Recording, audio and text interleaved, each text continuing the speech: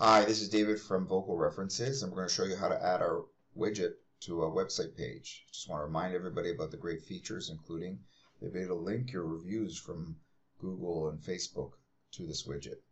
The objective is to show you how you can add this widget to a web page, and today we're going to show you to on WordPress page. The first thing you need to do, if you haven't done so, is go to our Merchant Center, and once you're in the Merchant Center, you'll click on Display Ratings Widget, and that'll take you to this page that we're on right now, which is the rating badged settings.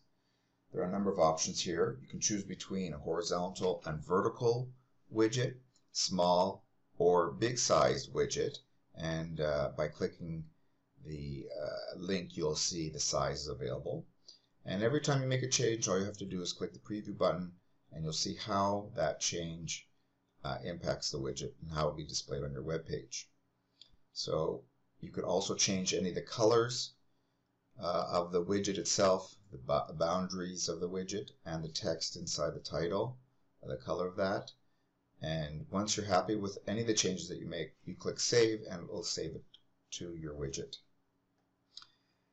Now we're going to go to the sources of your ratings, and you have a number of options. One of them is Google, and the first thing you're going to need to do is you're going to have to associate your Google account, which is the admin on your Google local merchant pages.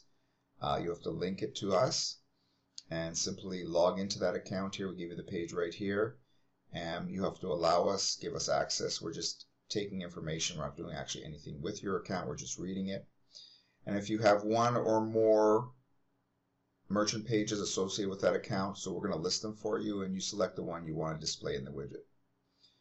And just remember, then you'll see the account that's associated with our widget, and you preview it, and you see now that the merchant account, although it has no stars, is associated with this rating widget.